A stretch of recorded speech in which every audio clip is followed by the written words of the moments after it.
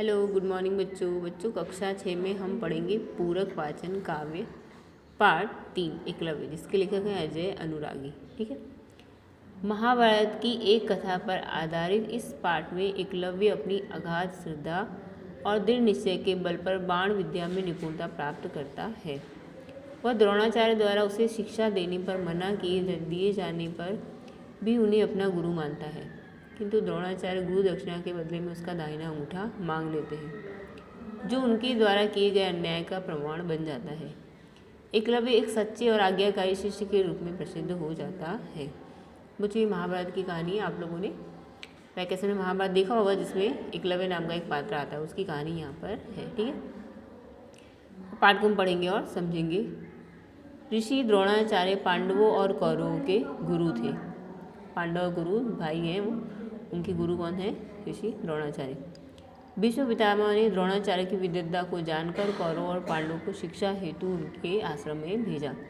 भीष्म पितामह कौरव पांडव के दादा हैं। ठीक है।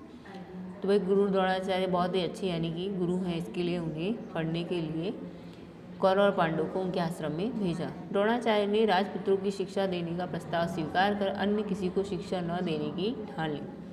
यानी गुरु द्रोणाचार्य ने ऐसा निश्चय किया कि मैं सिर्फ कौरव और पांडवों को ही, राजकुमारों को ही शिक्षा दूंगा और किसी को शिक्षा दूंगा नहीं। बचपन में एक दिन कौरव पांडव गेंद खेल रहे थे। खेलते खेलते गेंद उछलकर निकट के कुएं में जा गिरी। यानी कौरव पांडव खेल रहे थे में जो बॉल होती है वह कुएं में गिर जाती है। राजकुमारों की समझ में नहीं आ रहा था कि वे गेंद को किस प्रकार कुएं से बाहर निकालें। इस प्रयास में युधिष्ठिर की अंगूठी भी कुएं में गिर गई। युधिष्ठिर कौरव पांडव में सबसे बड़े हैं, तो गेंद निकालने के चक्कर में उनकी जो अंगूठी है वह भी अंदर गिर जाती है। इसी बीच वहाँ द्रोणाचार्य आ पहुँचे। उनके गुरु वहाँ पर आ जाते हैं। राजकुमारों ने बताया कि उनकी गेंद कुएं में गिर गई है और वे उसे निकालने में असमर्थ हैं। तब द्रोण ने एक सरकंडे यानी सीख जिसे बोलते हैं बच्चे, पतली सी लकड़ी, सरकंडे को अभिमंत्रित कर उसे कुएं में डाल दिया। यानी जो सीख जो होती है उसे कुएं में डाल देते हैं। सरकंडा सीधा गेंद में जाकर घुस गया। वो जो पतली सी लकड़ी वाली सीधी कहाँ गई? बॉल के अंदर जाकर लगी। फिर उन्होंने एक एक सरकंडे को जोड़कर गेंद और अंगूठी बाहर निकाल ली। यानी द्रोणाचार्य इतने अच्छे गुरु हैं, इतने अच्छे कलाकार हैं कि उन्होंने एक लकड़ी पहले गेंद में मारी, फिर दूसरी लकड़ी को इस तरह से मारा कि एक लकड़ी के अंदर दूसरी लकड़ी फंसती चली गई और इस तरह से उन्होंने गेंद और अंगूठी दोनों बाहर निकाल ली। राजमहल में लौटकर राजकुमारों ने भीष्म पितामह को सारी घटना बताई। जब राजमहल में लौटे तो उन्होंने इसके बारे में बताया। भीष्म समझ गए कि वे द्रोणाचार्य ही हैं। तब वे स्वयं द्रोणाचार्य के पास गए और उनसे राजकुमारों की अस्त्र शस्त्र विद्या प्रदान करने की प्रार्थना की। फिर यानी भीष्म उनके पास जाते हैं और कहते हैं कि भाई तुम हमारे जो राजकुमार हैं उनको अस्त्र शस्त्र चलाना सिखाओ। द्रोणाचार्य ने उनकी बात मानकर सभी राजकुमारों को शिक्षा देना स्वीकार कर लिया। इस प्रकार कौरव पांडव आश्रम में रहकर विद्या ग्रहण करने लगे। तो बच्चों, इस तरह से द्रोणाचार्य ने कौरव पांडव को शिक्षा देने का निश्चय कर लिया। एक बार द्रोणाचार्य ने राजकुमारों की परीक्षा लेने का विचार कर पेड़ पर चिड़िया बांधी और आंख पर निशाना लगाने को कहा। द्रोणाचार्य ने एक चिड़िया को, काठ की चिड़िया होती है, लकड़ी की चिड़िया, उसको पेड़ पर रख दिया। परंतु अर्जुन के अतिरिक्त कोई भी राजकुमार निशाना नहीं लगा सका। सिर्फ यानी पांडवों में जो अर्जुन था वही निशाना लगा पाया। तब इसे द्रोणाचार्य ने अर्जुन से अधिक स्नेह करने लगे। सभी राजकुमार आश्रम में रहकर विद्या ग्रहण करके अस्त्र शस्त्र विद्या में पारंगत होते जा रहे थे। सभी राजकुमार यानी अस्त्र शस्त्र सीख चुके थे। द्रोणाचार्य का यश चारों ओर फैल गया। उन जैसा अस्त्र शस्त्र का ज्ञाता दूसरा और कोई नहीं था। यानी द्रोणाचार्य की तरह और कोई भी अस्त्र शस्त्र का ज्ञान देने वाला नहीं था। कीर्ति सुनकर एकलव्य नाम का भील कुमार भी उनसे शिक्षा प्रदान करने की प्रार्थना की। भील कुमार बच्चों जो जंगल वगैरह में रहते हैं ना, उनको थोड़ी नीच जात का माना जाता है, तो उसमें से एकलव्य नाम का जो एक भील कुमार था वो उनके पास जाता है।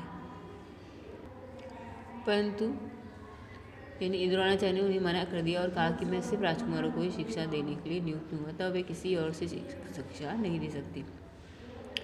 एकलव्य निराश होकर वहाँ से लौटा। एकलव्य तेजस्वी भील कुमार था, यानी वह भी एक अच्छा सा जो एकलव्य है वह भी तेजस्वी सैनिक, बहुत ही अच्छा धनुर्धर था। कुछ महीने बीतने पर द्रोणाचार्य राजकुमार साथ लेकर वन में विचरण करने लगे। राजकुमारों ने कुत्ता पाल रखा था। कौरव पांडु थे ना, उन्होंने एक कुत्ता पाल रखा था। वे उसे भी अपने साथ वन में ले गए। वन में वहाँ कुत्ता कुछ आगे चला गया और एक भील कुमार को देखकर भौंकने लगा। उनका जो कुत्ता होता है वो थोड़ा आगे बढ़ जाता है और जाता है तो एक भील कुमार को देखकर जोर जोर से भौंकने लगता है। वह भील कुमार एकलव्य था जो धनुर्विद्या का अभ्यास कर रहा था।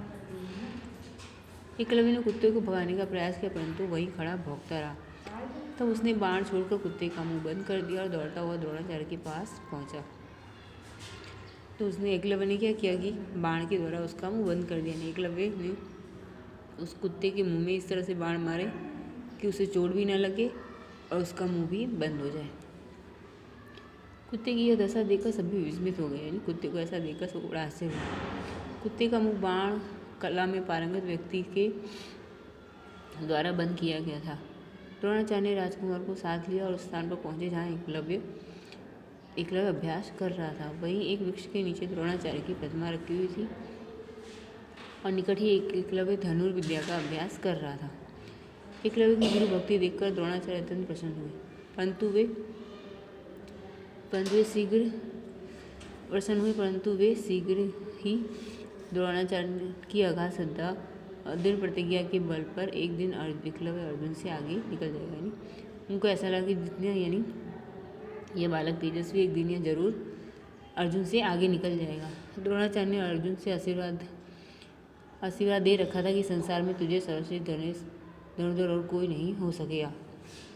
यानी उन्होंने अर्जुन से कहकर रखा था भाई तुम ही सबसे अच्छे धनुर्धर होगे, दूसरा और कोई नहीं हो पाएगा। पर एकलव्य को देखकर उन्हें ऐसा लगता है कि नहीं भाई ये बालक तो अर्जुन से भी आगे तेज निकल जाएगा।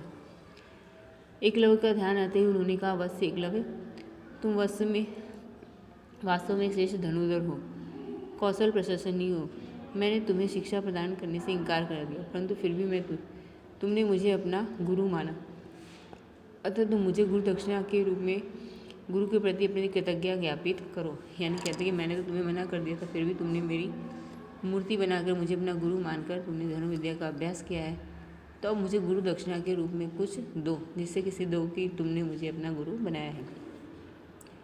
एकलव्य ने सिर झुकाकर कहा आज्ञा दे गुरुदेव, मैं गुरु दक्षिणा में आपको कौन सी वस्तु प्रदान करूं, मेरे पास कुछ भी नहीं है। यानी भील कुमार कहता है कि मेरे पास तो कुछ भी नहीं आपको देने के लिए, मैं आपको क्या दूं।